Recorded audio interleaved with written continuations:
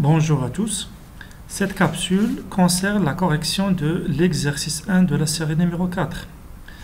Dans cet exercice-là, on se propose d'étudier les liaisons pi de la molécule d'oxygène C2H2O au moyen de la méthode de Huckel. Alors, première question. Établir le système circulaire de la molécule d'oxygène selon la méthode de Huckel, bien sûr en respectant la numérotation indiquée. Donc, en appliquant les approximations de base adoptées par cette méthode-là, on obtient le système d'équations suivant. Pour le premier atome d'oxygène, j'ai C1 alpha O moins E plus C2 bêta CO, étant donné que l'atome de carbone 2 est lié à l'atome d'oxygène, donc c'est bêta CO plus C3 fois bêta CO. Donc là, j'ai aussi C3 qui est lié à l'oxygène. Bien sûr, selon les approximations utilisées, GHII est égal à alpha et HIG est égal à bêta, c'est IIG, les deux atomes IIG sont liés. Et s'ils sont séparés, dans ce cas-là, HIG est égal à 0. De même, pour l'atome 2, j'ai C1 bêta CO, l'oxygène est lié à l'atome 2, plus C2 alpha C moins E, plus C3 bêta CC. Donc l'atome C3 est lié à l'atome C2. Pour le troisième atome, j'ai bêta CO fois C1, plus C2 bêta CC, plus C3 alpha C moins E. Et d'après les données de l'exercice, on a alpha O est égal à alpha plus 2 bêta et bêta CO est égal à 0,8 bêta. Et alpha C est égal à alpha et bêta C est égal à bêta car l'atome de carbone neutre est choisi comme référence. Donc, je remplace alpha O et bêta CO par ces valeurs, donc j'obtiens le nouveau système circulaire suivant. Pour résoudre ce système-là, on pose K est égal à alpha moins E sur bêta. Donc, je vais diviser ces trois équations-là par bêta et j'obtiens le nouveau système circulaire suivant. C1K plus 2 plus 0,8 C2 plus 0,8 C3 est égal à 0. 0,8 C1 plus C2K plus C3 est égal à 0. 0,8 C1 plus C2 plus C3K est égal à 0. Donc, je divise ces trois équations-là par bêta et j'obtiens ce système-là. C'est un système homogène qui n'admet de solution que si le déterminant est nul. Le déterminant est donné par K plus 2, 0,8, 0,8, 0,8 K1, 0,8, 1 K qui est égal à 0. La résolution de ce système circulaire conduit aux valeurs propres de l'hamiltonien qui sont les niveaux d'énergie des électrons pi et aussi aux fonctions propres qui sont les orbitales moléculaires. Question numéro 2. En déduire les énergies des orbitales moléculaires. Alors, pour trouver les énergies des orbitales moléculaires, il faut résoudre ce système d'équations. Or, ce système n'admet de solution que si le déterminant est nul. Mais le développement de ce déterminant conduit à une équation de troisième degré. Donc, c'est très difficile à résoudre. Pour cela, on fait appel à la notion de symétrie et on aura deux cas, orbital moléculaire symétrique et orbital moléculaire antisymétrique. Donc, pour le premier cas des orbitales symétriques, je vais avoir C1 est égal à C1. Donc, par rapport à ce plan-là, je vais avoir C1 est égal à C1 et C2 est égal à C3. Le système circulaire devient, si on remplace C2 par C3, C1 fois K plus 2 plus 0,8 C2 plus 0,8 C2. Donc, j'ai remplacé C3 par C2. 0,8 C1 plus C2K plus C2 qui est égal à 0. Donc, on obtient donc un système réduit de deux équations à résoudre. Ce système donne le déterminant simple suivant. Il s'agit donc d'une équation de second ordre dont les solutions sont K1 est égal à moins 0,263 et K2 est égal à moins 2,737. Ces deux valeurs donnent deux énergies. Donc, sachant que E est égal à alpha moins K bêta, puisque K est égal à alpha moins E sur bêta, donc je vais avoir pour la première valeur de K, E est égal à alpha plus 0,263 bêta, et pour la deuxième valeur, je vais avoir E est égal à alpha plus 2,737 bêta. Pour la troisième énergie, on considère le cas des orbitales moléculaires antisymétriques.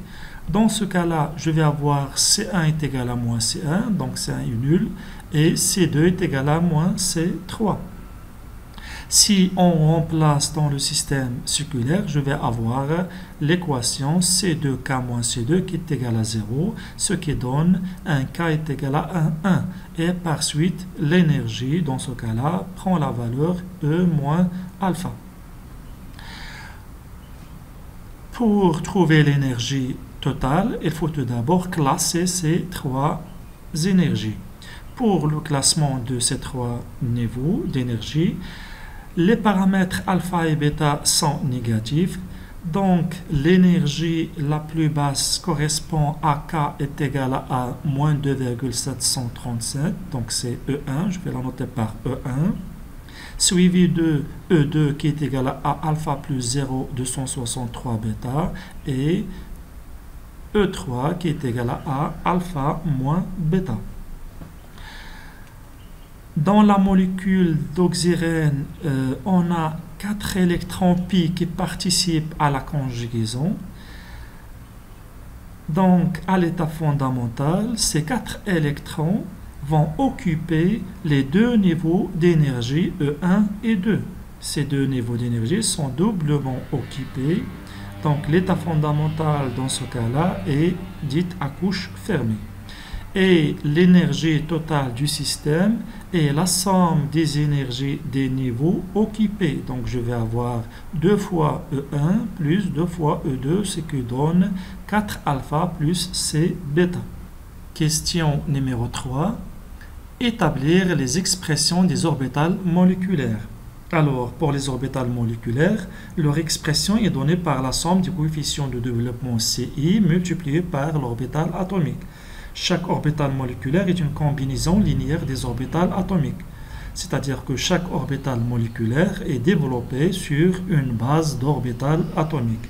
Pour notre cas, pour cette molécule d'oxyrène, je vais avoir 3 orbitales moléculaires et la base des orbitales atomiques est constituée de 3 orbitales atomiques type de PZ.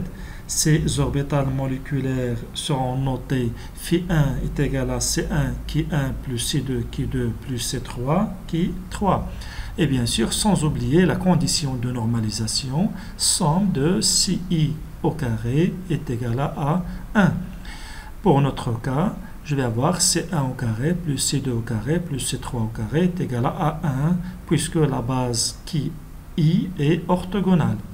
Donc, la détermination des orbitales moléculaires passe par la détermination des coefficients CI. Donc, je vais remplacer K par ces valeurs K1, K2 et K3 et en tenant compte bien sûr des deux cas des orbitales moléculaires symétriques et antisymétriques. Donc, pour le premier cas des orbitales moléculaires symétriques, ce cas-là, il donne deux valeurs de K, K1 et K2. D'après la question précédente, le système circulaire s'écrit sous la forme de C1 K plus 2 fois plus 1,6 C2 est égal à 0, 0,8 C1 plus C2 K plus 1 est égal à 0. À partir de cette équation-là, je vais avoir C2 est égal à moins K plus 2 sur 1,6 C1, donc je remplace ou bien j'exprime C2 en fonction de C1, et la condition de normalisation donne C1 au carré plus 2 fois C2 au carré est égal à 1. Donc, je remplace C2 par son expression en fonction de C1 et je vais avoir, par exemple, pour la première valeur de K1 qui est égal à moins 2,73, je vais avoir C1 est égal à 0,8379 et C2 est égal à 0,3859 qui est égal à C3. Ce qui donne l'expression du premier orbital moléculaire phi1. Pour la deuxième valeur de K, je vais avoir un C1 est égal à 0,5457 et C2 qui est égal à C3 avec une valeur de moins 0,5925, ce qui donne la deuxième orbital moléculaire phi2. Pour la troisième orbitale moléculaire, je considère le cas des orbitales moléculaires antisymétriques. Ici, j'ai C1 est égal à 0 et C2 est égal à moins C3 avec K est égal à 1. La condition de normalisation donne directement 2 fois C2 au carré qui est égal à 1, c'est-à-dire une valeur de C2 qui est égale à 0,707.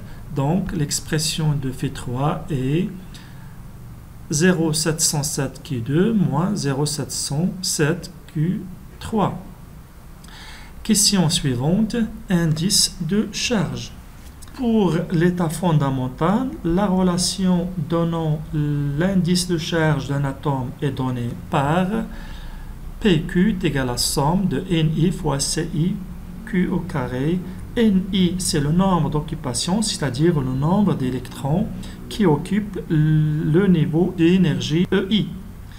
NI peut prendre la valeur de 1 ou bien 0. Et N, c'est le nombre d'orbitales moléculaires occupées. Donc, pour l'atome d'oxygène, l'indice de charge est 2 fois 0,8379 au carré plus 2 fois 0,54577 au carré, ce qui donne une valeur est égale à 2. Pour l'atome de carbone, 2, l'indice de charge est égal à 2 fois 0,3859 au carré plus 2 fois moins 0,5925 au carré, ce qui donne une valeur de 1. Et par raison de symétrie, l'indice de charge de l'atome C3 est égal à celui de l'atome de C2, donc une valeur de 1 aussi. Pour la charge nette, donc si on veut déterminer la charge nette portée par chaque atome, cette charge est donnée par la relation de QP est égal à le nombre d'électrons pi moins l'indice de charge. Donc pour l'atome d'oxygène, et l'atome d'oxygène participe par 2 électrons, donc c'est 2 moins 2, c'est 0. Pour l'atome de C2, il participe ici par 1 électron, donc c'est 1, moins l'indice de charge qui est égal à 1, donc ce qui donne une valeur de 0. Même chose pour C3, donc on va avoir une charge nette nulle. Je passe à présent à la question numéro 5, dans laquelle on va demander de calculer l'indice de liaison. Alors, cet indice-là nous informe sur le type et la force de liaison. Elle est donnée par la relation suivante. Donc, si j'ai une liaison constituée par 2 atomes P et Q, l'indice de liaison est la somme du nombre d'occupations multiplié par le coefficient de développement de l'atome P fois le coefficient de développement de l'atome Q dans l'orbital moléculaire I. Pour la liaison OC2, l'indice de liaison est 2 fois, donc j'ai 2 fois 0,8379 fois 0,3859 plus 2 fois 0,54577 fois moins 0,5925, ce qui donne une valeur de 0. Même chose pour la liaison OC3 par raison de symétrie, donc je vais trouver une valeur de 0. Donc ça veut dire quoi? Ça veut dire que entre l'atome d'oxygène et l'atome de carbone 2, il n'y a pas de liaison pi. J'ai uniquement une liaison sigma. Même chose pour la liaison entre ou bien constituée par l'atome d'oxygène et l'atome de carbone. Alors pour la liaison C2, C3, l'indice de liaison donne une valeur de 1. Ça veut dire quoi? Ça veut dire que j'ai une liaison dans ce cas-là de type P. Je passe à la dernière question, question 6. Que peut-on conclure à propos de la délocalisation électronique pi sur le squelette de cette molécule? Autrement dit, ce système pourrait-il être stabilisé ou non par résonance? Donc, pour répondre à cette question-là, il faut calculer l'énergie de résonance qui correspond à l'énergie de stabilisation apportée par la conjugaison. Elle est donnée par la relation suivante, c'est la différence entre l'énergie totale du système, donc énergie du système réel, en tenant compte de la conjugaison, et l'énergie qui ne tient pas compte de la conjugaison, énergie du système fictif. On suppose qu'il n'y a pas de conjugaison dans la molécule. Alors, pour notre cas, cette énergie est la différence entre l'énergie totale du système en tenant compte de la conjugaison et l'énergie de la double liaison éthylénique et plus l'énergie de l'oxygène époxydique. Donc ici, on suppose qu'il n'y a pas de conjugaison entre l'oxygène et la double liaison éthylénique. Alors, l'énergie totale du système est déjà calculée, c'est 4 alpha plus 6 bêta. Celle de la double liaison de l'éthylène est 2 fois alpha plus bêta. Et selon les données, l'énergie de l'oxygène époxydique est 2 fois alpha plus 4 bêta. Donc, ce qui donne une énergie de résonance est égale à 0. Donc, on conclut que la conjugaison ne stabilise pas le système, ou bien la délocalisation des électrons pi de ce système n'apporte pas de stabilisation à la molécule. Et la seule explication qu'on peut donner, c'est que ceci est peut-être dû à la tension du cycle à 3 chaînons. Donc un cycle à 3 chaînons est instable.